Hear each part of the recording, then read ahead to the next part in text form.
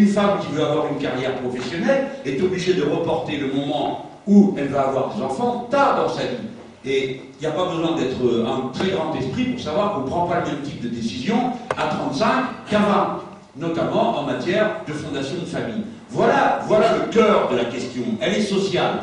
Pourquoi fait-on moins d'enfants ici que là? Pourquoi vit-on moins longtemps? Maintenant que vous savez que c'est grâce à la victoire de la démocratie et du capitalisme, tout va bien en Russie, et en particulier, tout va tellement mieux que les gens meurent plus vite, que le prix a baissé, on y fait moins d'enfants, c'est un vrai paradis.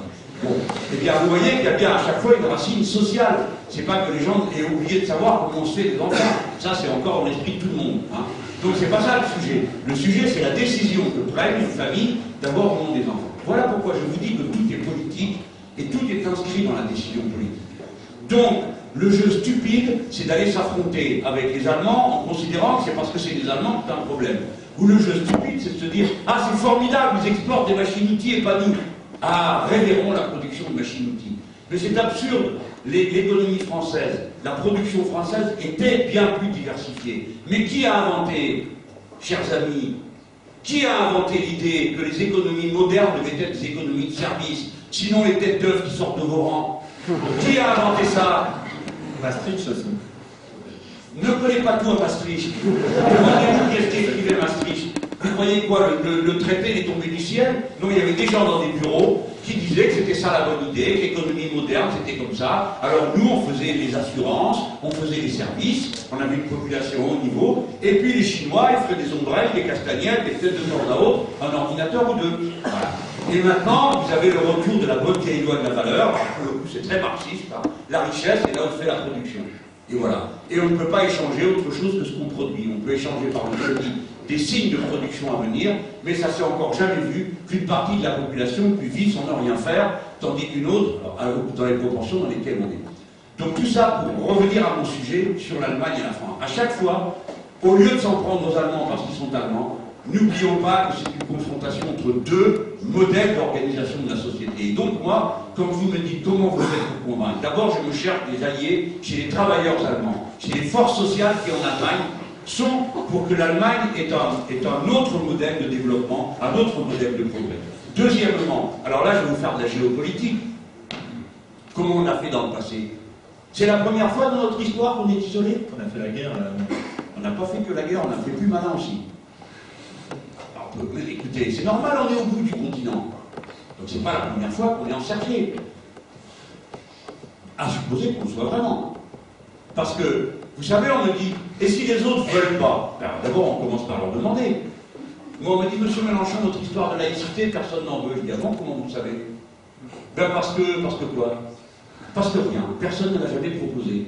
À la conférence sur la Constitution de 2005, pas un Français n'a osé dire « Nous vous proposons comme modèle d'organisation la laïcité ». Alors on a discuté de savoir si oui ou non on mentionnait les racines chrétiennes ou judéo-chrétiennes de l'identité de l'Europe. Je prends cet exemple. Donc, qui vous dit « Est-ce que c'est nouveau d'avoir un problème avec les Allemands ?» Non, ce n'est pas nouveau. Mais là, on a déjà proposé aux Allemands, on a déjà proposé des eurobonds. Si on ne veut déjà pas des eurobonds, comment on pourrait vouloir une réforme de la BCE?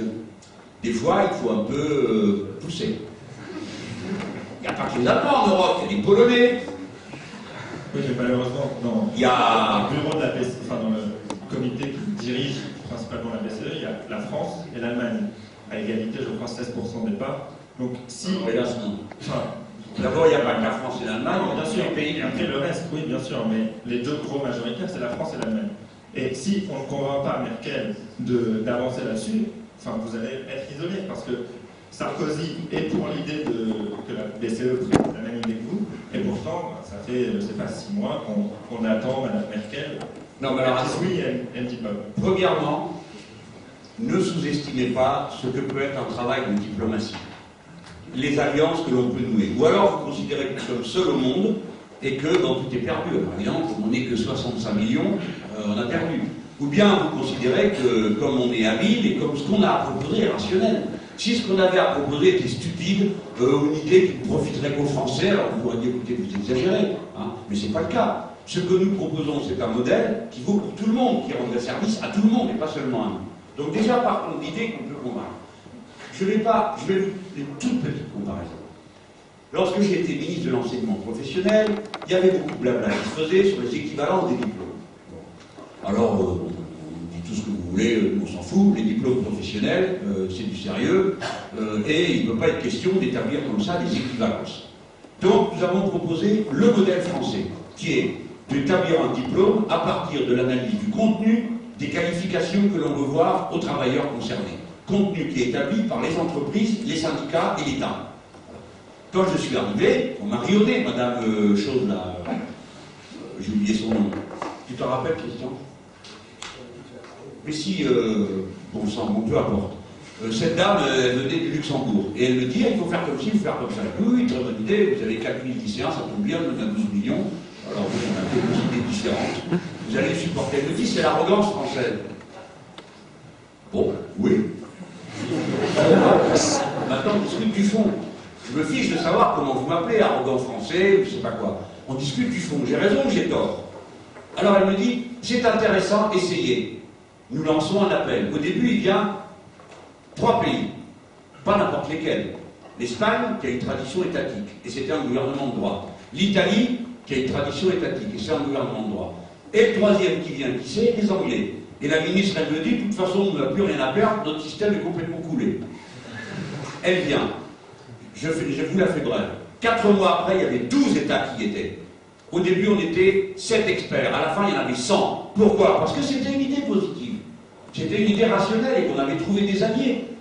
Donc, ceux qui n'étaient pas d'accord, notamment nos amis allemands, pour la raison que l'éducation, c'est une affaire de Länder, et tant qu'ils aient fini de discuter, on est encore.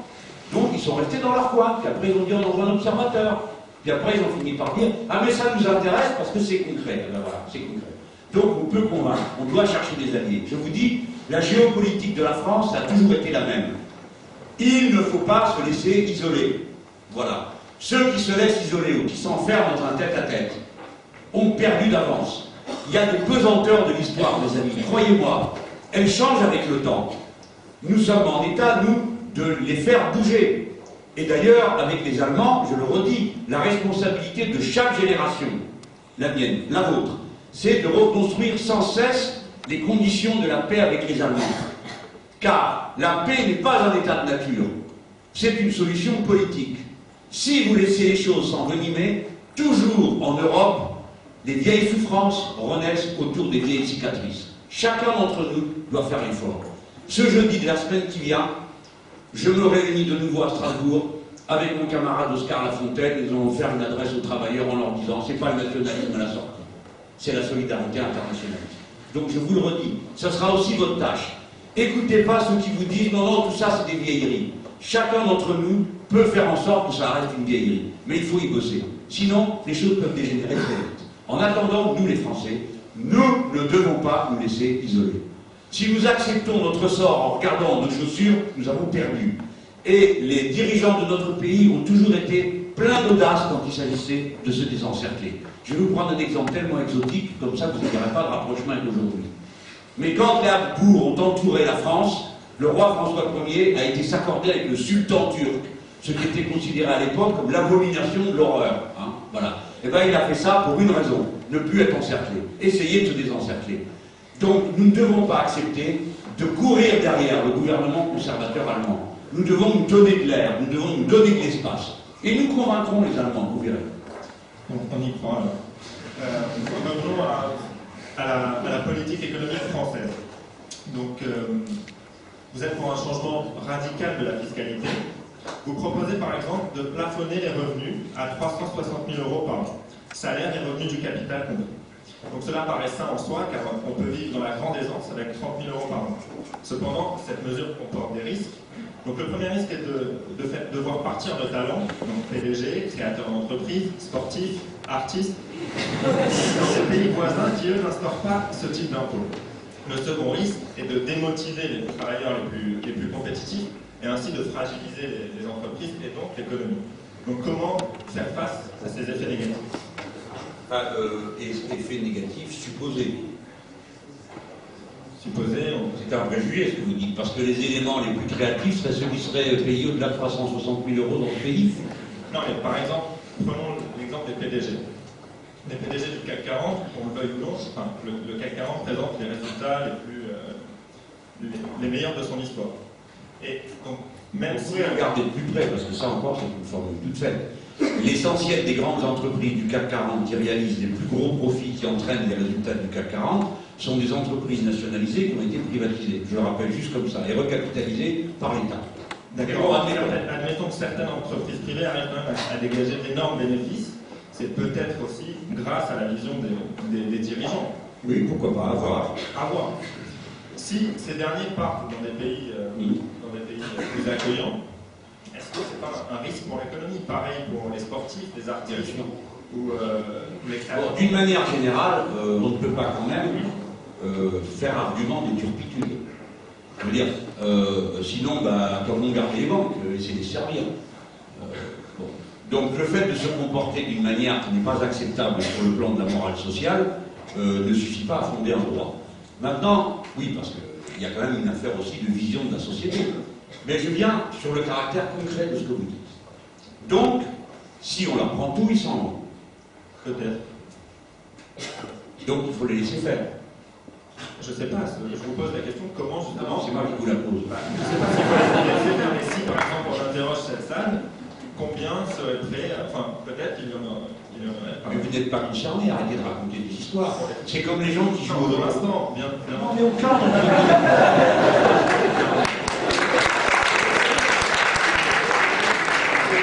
Une illusion sociale. Admettons que certains deviennent dirigeants d'entreprise et gagnent plus que 360 000 € par an, ou grâce à leurs investissements, par exemple dans des PME, récupèrent plus de 360 000 € par an. Comment justement ne pas casser l'investissement, la création? C'est pas non plus inimaginable. Mais si, mais tout ça, ce sont des préjugés qui ne sont nullement démontrés. D'abord, les gens dont vous parlez ne sont pas des gens qui ont créé des petites PME, qui sont devenus tellement riches qu'ils en sont arrivés au point de gagner plus de 360 000 € par an. Ce sont des cas exceptionnels et rarissimes. D'abord, je veux tous vous savez, mais vous expliquer. Combien il y a de monde qui gagne plus de 360 000 € dans notre pays? 15 000 personnes, je crois. 0,05% du total de la population active de la patrie. Ça fait quand même 15 000 personnes, mais c'est quand même des gens qui participent à l'économie. Oui, si on enlève ces 15 000 personnes, je ne sais pas si ça peut être bénéfique. Ici, il y en a 15 000 autres derrière qui n'ont pas mieux de prendre leur place. Mais vous savez, il faut comprendre ces choses-là. Ne me racontez pas que le PDG de Paribas est absolument indispensable et qu'il n'y en a pas un autre derrière qui coûterait moins cher. C'est pas ce que je dis, mais qui dit que le numéro 2 ne partira pas non plus. Vous voyez ce que je veux dire? Oui, c'est ce qui s'est passé. Mais j'ai compris. Je dis premièrement que ça ne concerne que très peu de monde. Deuxièmement, que ça s'est déjà produit. Ça s'appelle une révolution. Mais oui, si vous ne voulez pas, au revoir. Au revoir, il y en a un autre. Ici, il n'y a pas que la cupidité qui vous mène dans la vie. Vous n'êtes pas d'abord à vous dire « Ah, je ne ferai rien pour les autres ». Il n'y a pas que la cupidité comme motivation dans l'existence. Qu'est-ce que vous demandez à l'existence?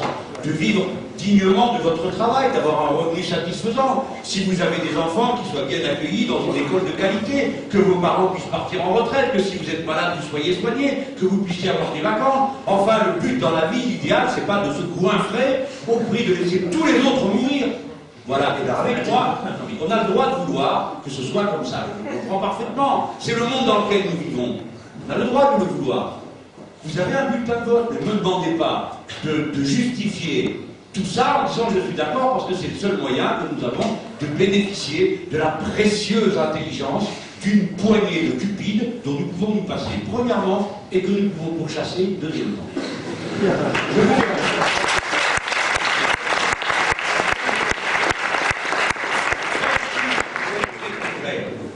Premièrement, moi je fais fond sur l'intelligence, la bonne volonté, le goût du bonheur simple qui est dans le cœur de chaque personne. Donc déjà, j'arrête de faire croire aux gens que la meilleure indice de mesure de leur valeur, c'est les sommes qu'ils arriveraient à accumuler, la longueur du bateau polluant qu'ils arrivent à acheter, le nombre de gens qui sont capables de corrompre, car les très riches sont très irresponsables, très amoraux, sauf une petite poignée, car l'argent rend fou, tandis que le travail rend intelligent. Deuxièmement, c'est peut-être rapide, mais c'est ce à quoi je crois. Deuxièmement, quand quelqu'un s'en va avec son argent, les États-Unis d'Amérique, comment procèdent-ils? Parce que si je dis que c'est moi qui veux le faire, on me dit c'est pas possible et pendant 2 heures on pinaille. Tandis que quand on dit les États-Unis d'Amérique, tout le monde dira si c'est les États-Unis d'Amérique. Alors, que font les États-Unis d'Amérique? Ils appliquent à tous leurs citoyens la règle qui s'applique à moi comme député européen. Comme député européen, je paye mes impôts à l'Union européenne. C'est comme ça. Donc j'ai fait ma déclaration, enfin ils la font tout seul, et ils me prennent la part qu'ils me prennent, et ensuite, quand arrive le temps des impôts en France, je déclare ce que j'ai gagné, je déclare ce qu'on m'a pris, et dans le cas où on m'en aurait pris moins que si j'avais été en France, le fisc français prend la différence. Les États-Unis, vous avez tout suivi? Les États-Unis d'Amérique appliquent pays par pays cette règle. Ils vont voir les gouvernants et ils leur disent: vous avez des ressortissants américains chez vous. Alors nous vous demandons de nous les signaler, de nous les déclarer, parce qu'ils doivent payer la différence de ce qu'ils doivent à l'État américain. Ils s'emmerdent pas, pardon, par le milliard. La France fait pareil. Non, la France ne le fait pas. En Suisse, par exemple, c'est ce qui s'est. Enfin, le ministre du budget a annoncé qu'elle avait récupéré, je crois, 15 milliards. Donc c'était des gens qui se sont expatriés et qui ont fui l'impôt. Donc ça revient. Mais non, je crois que les États-Unis, vous avez peut-être des raisons personnelles d'être d'accord avec la Non, j'ai aucune raison. Je crois quand même, bien sûr. Je viens de faire le crédit de la confiance. Total Président. Total crédit. Bon. Mais je veux juste qu'on comprenne, qu'on comprenne si cette mesure est applicable, c'est tout. Voilà, mais c'est ce que je suis en train de vous démontrer. Elle est applicable et elle n'est pas appliquée. Car ce dont vous parlez, c'est une négociation avec la Suisse permettant à des fraudeurs de revenir en France après être amnistiés d'une partie de leur turpitude. En payant des pénalités. Ça vous paraît suffisant? Ah, si on paye ces pénalités, c'est comme. Enfin, on paye ça à la société. Ouais. Un prisonnier. Oui, c'est ça, quoi. Le type, il attaque une banque. Mais bon, il dit allez, c'est pas grave. C'est pas sérieux de parler comme ça. C'est une amende. Mais vous ne comprenez pas ce que je Qu'est-ce dis. qu'il faut faire? Le mettre en prison? Enfin, dites-nous. Oui, monsieur. Le crime doit être puni. Et le crime du riche doit être puni comme le crime du pauvre. Celui qui fuit sa patrie, qui la vole, qui la raquette, qui va se cacher à l'étranger, doit être puni. Donc, premièrement, on le rattrape. Deuxièmement, on lui dit tu paieras tes impôts dorénavant, pas simplement nous te faisons une amnistie du passé. Il a le droit d'aller vivre en Suisse si ça l'intéresse, on ne va pas empêcher les gens d'aller là où ils veulent aller. Il va là-bas, mais il n'y va pas uniquement pour se soustraire. Surtout quand auparavant on a fait travailler. Et on a pris cette masse d'argent sur le travail des autres. Voilà. Donc moi ce que je pense, c'est qu'il faut qu'il y ait une législation qui fasse payer la différence qu'il y a entre ceux qui payent à l'endroit où ils se trouvent et ceux qui devraient à l'État français. Alors, il y a des pays qui ne veulent pas. Ça, c'est un problème. Les pays qui ne veulent pas. Et bien là, deuxième question, comment fait-on? Et c'est toujours la même. Soit on subit comme des animaux, ouais, on est quand même la France, on a 2-3 moyens de persuasion qui peuvent être des fois un peu vigoureux, et qui aident les gens à comprendre que bon, tout n'est pas possible. Non, nous n'allons pas être mis en échec par un paradis fiscal. Nous n'allons quand même pas devoir supporter de voir un pays qui est gros comme un confetti, où il n'y a rien que des boîtes aux lettres d'entreprise, et accepter que, voilà, tout le monde vole au su et au vu de tout le monde. Et puis après, par contre, on vient chez nous en disant quoi? Celui-là, il a déclaré un jour de grippe de plus, et en plus, il devrait le payer. Non, ça, c'est pas possible. Donc, après, je vous dis encore une fois, c'est un choix. On peut considérer que la méthode est inquisitoriale, brutale, violente, et tout ce qu'on veut. C'est un choix, je ne l'impose pas. C'est une affaire de bulletin de vote.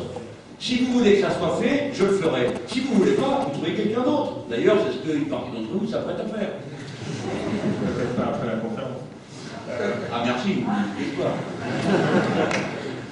Alors, une autre de vos propositions concernant les salaires, c'est sur le SMIC, que vous voulez porter à 1 700 € en début de mandat, 1 700 € brut en début de mandat et net à la fin.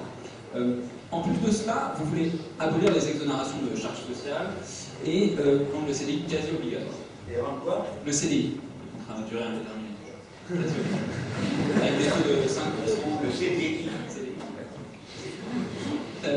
Est-ce raisonnable de demander ce type d'effort à certaines entreprises en difficulté, surtout dans cette période de crise? Vous ne craignez pas les délocalisations, l'arrêt de l'embauche? Non, les délocalisations, c'est la chose que je ne crains pas. Parce que là aussi, il faut être concret. Qui est-ce qui paye les gens au SMIC?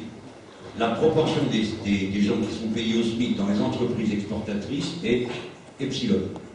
Donc déjà, s'il y a un argument qui ne fonctionne pas, c'est la délocalisation. L'essentiel des gens payés au SMIC le sont dans les activités de service, dans la construction, etc. Cela, impossible, vous ne pouvez pas dire je vais délocaliser, vous irez acheter votre maison à Shanghai. Vous la ramènerez sur votre dos. Et même qu'il est absolument impensable que mon coiffeur accepte de me faire du cheveu à Montréal. Donc déjà, on commence par éliminer les faux arguments. Après, il y a des vrais arguments. Mais encore une fois, il faut les percevoir dans leur cohérence. Il est clair que passer au SMIC, pour certaines entreprises, le passer à 1 700 € net puis brut, brut plus net, la proportion était établie avant qu'on entre en récession. Hein. Le programme qui est là, on l'a écrit à partir de janvier de l'année dernière, et on l'a conclu cet été. On était sur 1, 2, 1,7, le gouvernement a annoncé 2 de croissance. Donc ce n'est pas les mêmes conditions que quand on vous dit c'est 0 ou moins 1. Il est évident que le cadencement, la manière d'organiser la montée en puissance ne se réalise pas du tout dans les mêmes conditions. Donc vous revenez sur cette proposition? Non, non, du tout. Il faut la comprendre dans sa dynamique et sa cohérence globale. D'abord, je voudrais commencer juste comme ça, simplement se souvenir que nous sommes une collectivité d'êtres humains, poser une question d'humanité. Je ne veux pas vous agacer avec ça, mais c'est juste comme ça. Quelqu'un peut-il nous expliquer comment on vit avec 1 000 € par mois en région parisienne? Parce que si vous m'expliquez comment on vit avec un SMIC, moi je veux bien arrêter avec mon 700. C'est pas du fétichisme, c'est pas la somme. Hein. Voilà. Ce que je veux vous dire, c'est qu'il n'est pas normal qu'alors que le pays est plus riche qu'il n'a jamais été de toute son histoire, alors qu'il produit le double de ce qu'il produisait en 1981, on ait 8 millions de pauvres, dont 4 millions de travailleurs. Mais si cela est remplacé par une augmentation du chômage, finalement, on n'en voit pas la situation? J'y viens, peut-être bien, mais je voudrais d'abord que cette question soit posée. Est-ce qu'il n'est pas choquant, amoral et irréaliste de se dire le nombre des pauvres augmente, la richesse du pays augmente et la paie n'augmente jamais? Personne n'est pour la pauvreté, c'est une évidence. Donc on ne peut pas bâtir un programme sur le fait d'être contre la pauvreté. Bien évidemment qu'on préférait que les gens aisés et que personne ne vive avec le salaire minimum. Mais les gens ne demandent pas à être aidés, ils demandent à gagner dignement leur vie. Qu'est-ce que vous croyez qu'un SMIC c'est une aide? Vous plaisantez, j'espère. Non, mais comment mettons cela en place? Oui, bien. Je vais commencer d'abord par vous dire, parce que vous dites que tout le monde n'est pas pour la pauvreté, c'est parce que vous avez bon fond. Les gens vous disent, la pauvreté, qu'est-ce que tu veux, ils n'ont qu'à se débrouiller, ils ne fichent rien, et puis c'est de leur faute, et puis s'ils picolaient moins, et blablabla. Ne croyez pas, bon, vous êtes peut-être dans un moment de votre vie où vous voyez les choses comme ça, parce que vous avez eu la chance de faire des études, vous avez bien bossé tout ça, mais c'est pas comme ça que ça se présente dans la vie ordinaire. Moi, je pourrais vous citer des centaines de cas où on me dit, oui, les salauds d'ouvriers qui réclament sans arrêt, qui fichent rien, les cheminots qui sont des bons à rien et qui sont tout le temps en grève, et j'ai entendu un million de fois des paroles de haine, de détestation, de mépris social, etc. Je viens maintenant, mais je voulais à tout prix, faire un travail de désenvoûtement. Cesser de regarder la vie et les autres uniquement à travers des indicateurs de performance économique qui n'en sont pas, c'est-à-dire qui sont des indicateurs parmi d'autres. Je viens au fond. Imaginez-vous, monsieur, vous avez une entreprise. Vous avez une petite entreprise. Vous ne passez pas votre temps à vous demander si vous allez pouvoir frauder le fisc, payer moins de cotisations sociales. Vous passez votre temps à vous demander est-ce que le produit que j'ai est bon, comment je peux le rendre meilleur, et comment je fais pour qu'un maximum de gens aient envie de l'avoir. Ce qui n'est pas très raisonnable, car c'est un peu du productivisme, mais c'est un cas singulier. Chaque fois que nous passons de la macroéconomie au cas singulier, comme dans tous les effets d'échelle, vous avez une modification d'un certain nombre de lois et de comportements. Bon. Vous allez d'abord vous préoccuper de ça. Ne me dites pas que si je vous donne la possibilité de vendre et de produire à proportion du surcoût et au-delà, vous ne me diriez non. Vous ne me direz pas, ah non, je ne veux pas faire ça car vous allez m'obliger à payer 1 700 € de SMIC. Moi je m'en fous du moment que j'arrive à boucler mes comptes. C'est exactement la logique d'un programme d'ensemble qui dit qu'il faut rallumer le moteur de l'activité. Comment pouvez-vous rallumer le moteur de l'activité? Je vais vous réciter le catéchisme si vous voulez. Avec des produits qui soient compétitifs de faible prix, virgule. Des travailleurs qui ont amélioré leur formation, virgule. Et on ne distribue pas plus que ce qu'on a. Blabla, blabla, blabla, blabla. La preuve, il n'y a qu'à voir, ça fait 15 ans qu'on fait ça. Le pays se désindustrialise. Peut-être qu'il y a des réglages à faire au niveau macroéconomique qui permettent la modification de comportement au niveau microéconomique. Si par exemple, puisque vous parliez de délocalisation, vous commencez à mettre des visas aux frontières pour les marchandises, en fonction de choses que nous avons le droit d'exiger d'elles. Car une marchandise n'est jamais qu'un objet. Une marchandise, c'est un rapport social. Elle ne contient pas que ses caractéristiques techniques, elle contient le salaire de l'ouvrier, l'environnement, les transports, la santé, l'éducation. Donc une marchandise, c'est un rapport social incarné, matérialisé. Donc nous avons le droit de dire que nous ne voulons pas de marchandises chez nous, qui soient des marchandises qui sont produites, par exemple, dans des conditions sociales décadentes, ou dans des conditions environnementales qui nous retombent sur le nez. Nous avons le droit de dire que nous prenons notre part de la charge qui pose sur l'humanité tout entière, en ayant des process de production plus propres. Je prends des exemples dans les endroits les plus improbables, comme par exemple dans la sidérurgie. Nous savons faire de l'acier plus fin, plus grande quantité, grâce au procédé Lucose, que vous connaissez vous mieux que moi, qui consiste à séparer les gaz, à les remettre dedans, et à faire que ça carbure mieux. 30% de gains de productivité dans l'entreprise de ArcelorMittal, dans la vallée de la Fèche, si on met le procédé en route. Donc vous voyez que le principe de responsabilité, c'est pas qu'un principe qui nous coupe des autres. C'est pas pour dire on ne veut pas de vos trucs, c'est pour dire nous savons le faire autrement et nous exigeons entre nous qu'on respecte les rapports sociaux. Bien. Donc si au niveau macroéconomique on rend possible cette relance, alors au niveau microéconomique les conditions sont complètement différentes. C'est ça que je veux vous dire. C'est seulement ça. Donc c'est possible si le reste marche, c'est-à-dire si vous rallumez le feu tout doucement. Avec précaution, vous tournez et vous faites remonter la flamme. Je l'ai vu se faire une fois, sous le gouvernement de Lionel Jospin. La croissance française était largement supérieure à la moyenne de la croissance européenne. Largement supérieure. Comment avons-nous fait? Nous avons, par une cotisation spéciale que nous avons fait sur les 75 plus grandes entreprises, leurs bénéfices, nous avons remis ça à faire carburer. Nous avons inventé les emplois jeunes. Ça valait ce que ça valait. Mais vous aviez dans ce coup 300 000 personnes qui avaient une visibilité sur 5 ans. Quand vous avez 20 ans, ou 22 ans, ou 23 ans, une visibilité sur 5 ans pour préparer votre formation, pour commencer votre vie de couple, quand c'est votre choix de vie à vous, etc., ça change tout. Ça change tout. Évidemment, ça a rallumé le moteur. Et on a vu dans des zones, alors là, c'était pas tant la consommation individuelle qui portait, je suis allé voir dans les zones où il y avait, où c'était le plus tendu. Peut-être que vous ne le savez pas, mais en 2002, il y avait, en 2001, il y avait des zones dans le pays où on manquait de main-d'œuvre. Et à ce moment-là, à 3% de croissance, c'est pas un chiffre extraordinaire, à 3% de croissance, il y a pénurie de main-d'œuvre qualifiée dans notre pays. Voilà, à 3% de croissance. Ce qui montre toute l'importance de la préparation en amont par les formations professionnelles de masse, etc. Donc je reviens sur notre affaire. Ces 1 700 € sont aussi déraisonnables que 1 000 € ou que 900 €. Ça dépend dans quel contexte vous êtes. Dans les périodes d'anémie de la production qui va arriver, vous allez voir que, comme la situation du pays va se dégrader, vu qu'il va y avoir un ralentissement de l'activité, vu qu'il y aura donc une augmentation des déficits et une augmentation des taux d'intérêt, eh bien vous verrez que tout salaire apparaîtra excessif. Comment en est-on arrivé en Grèce à les réduire tous, en commençant par les salaires des fonctionnaires? Donc voilà, ça c'est ma réponse. Et quand je parle du CDI, vous voyez, il y a deux logiques. La logique numéro 1, c'est rassurer les marchés. La logique numéro 2, c'est rassurer les productifs.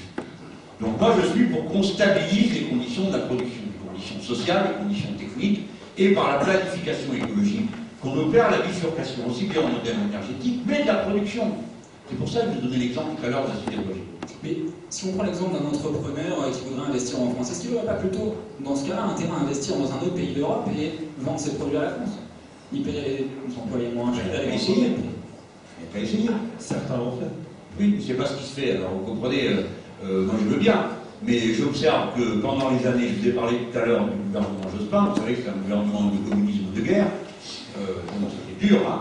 C'était la période record des investissements étrangers en France. Aujourd'hui, nous sommes la deuxième direction du monde des investissements étrangers. D'accord, il y a ce pays en dépeçant le pays en morceaux, mais il n'y a pas que ça, il y a aussi de l'investissement productif. Donc il faut arrêter d'avoir tout le temps, de croire que nous serons tout le temps victimes. Hein. Il y a des moments où on n'est pas victime et où on sait faire. Mais après, il y a des méthodes de riposte, bien sûr, qu'il faut avoir. Bon, si quelqu'un décide de délocaliser, qu'est-ce que vous faites? Vous regardez partir l'usine ou vous l'arrêtez? Mais ça, c'est un choix. Je vous prends un exemple. Dans ma circonscription du Grand Sud-Ouest, il y avait une usine de production d'acide acétique.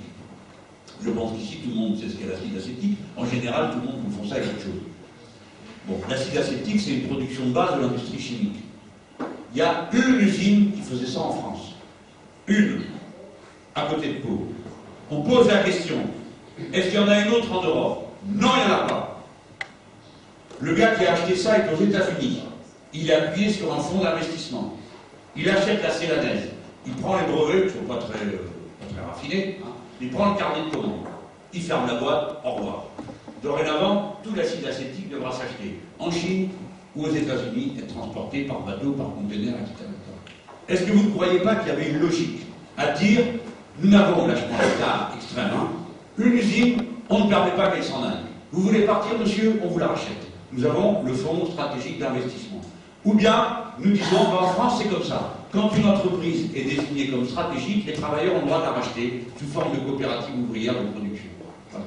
Qu'est-ce qui nous empêche de le faire? Rien, la peur que nous avons de dire, ah là, ils vont crier aux bolcheviks. Mais alors que la terre entière pense que la France est un pays de socialisme avancé, ça n'a pas empêché les investissements ouvriers. Je vais finir sur l'exemple de l'entreprise qui délocalise. Moi, je suis pour la main de fer. Je vous donne un exemple. Molex. La boîte est fermée. Les cadres, vous verriez ça, ça pleurait. Hein. Les cadres, les techniciens, les ingénieurs qui ont fait tourner cette boîte voient qu'on leur a piqué les moules, qu'ils ont été refaits ailleurs, qu'aucun des droits sociaux de la loi française n'a été respecté à Molex. Personne ne proteste. Personne n'est embêté. Le patron américain vient entouré des gardes du corps privé. Hein, ce type, je ne sais pas où il croyait qu'il allait. Ils étaient là avec des boucliers autour de lui. Hein. Les ouvriers ont bien rigolé, alors ils n'ont pas rigolé longtemps, quand ils ont su ce qu'il était venu faire. Mais il y a dans le code pénal, en France, un article qui dit que la loi punit ceux qui agissent contre les intérêts fondamentaux économiques, culturels, financiers et environnementaux de la France.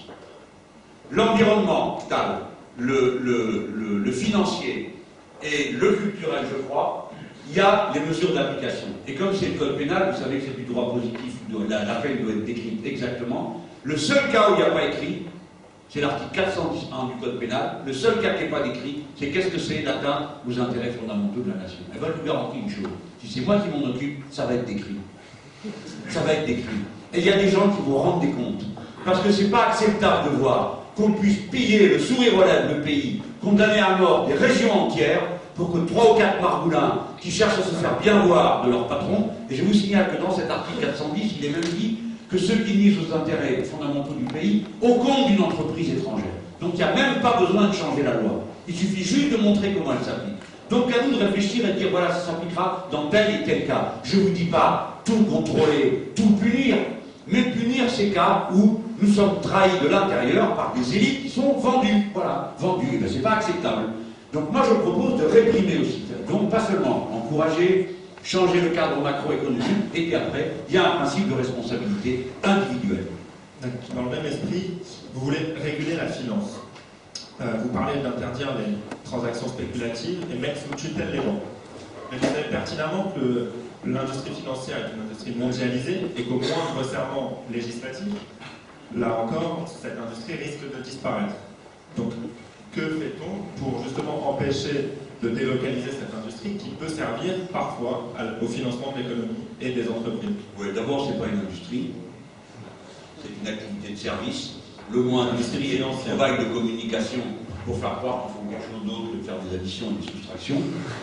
Ça peut être bien, par contre. Oui. Qu'est-ce qu'une banque? Peu de choses. L'économie a besoin d'organiser le flux de la circulation, pour ça on a besoin que la banque remplisse cet office-là.